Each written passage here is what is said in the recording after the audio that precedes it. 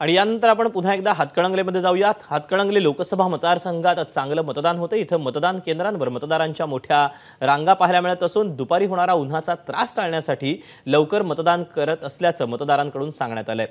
याबद्दल अधिक जाणून घेतले आमचा प्रतिनिधी रजत वशिष्ठने।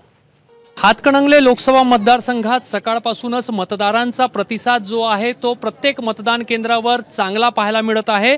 सध्या मी हातकणंगले मतदारसंघ अंतर्गत कुमार विद्या शाळा जी आहे त्या ठिकाणी आहे आणि तुम्ही मतदारांची रांग पाहू शकता।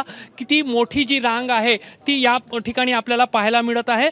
सकाळपासूनच खूप मोठ्या संख्येने आणि खास करून ग्रामीण भागामध्ये लोक मतदानाला निघाले। होय, उन्हाच्या अगोदर मतदान पुन्हा आपण घरी जावं ही माणसांची इच्छा आहे आणि प्रत्येकानं मत करायलाच पाहिजे ही माणसांची भावना आहे। मतदान हे करायलाच पाहिजे ही माणसांची भावना आहे।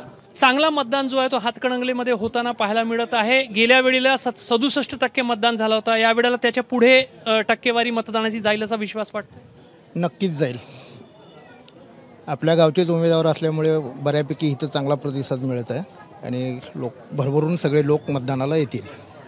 तुम्ही सकाळीच मतदानाला पोहोचलात, काय मुद्दे मनामध्ये आहे, काय मुद्दे विचारात घेऊन मतदानाचा निर्णय घेणार आहे, मतदान करणार आहे? एकंदरीत परिस्थितीत बघताना जो उमेदवार आपल्याला विकास करेल, आपल्या अडचणी दूर करेल त्यालाच मतदान करतील लोक असं वाटतंय। तुमच्या मनामध्ये काय मुद्दे, कोणते मुद्दे घेऊन मतदान करणार? सर्वसामान्यांच्या प्रश्नांसाठी जे उमेदवार काम करत असतील त्यांच्यासाठी आम्ही मतदानासाठी आलेलो। तरुण मतदारही मोठ्या संख्येने बाहेर निघताना दिसते। तुझं पहिलं मतदान आहे की याच्यापूर्वी केलंय मतदान? नाही, हे माझं तिसरं मतदान आहे। लोकसभेसाठी तिसरं मतदान आहे। काय विचार घेऊन, कुठले मुद्दे विचारात घेऊन तरुण मतदान करतायत?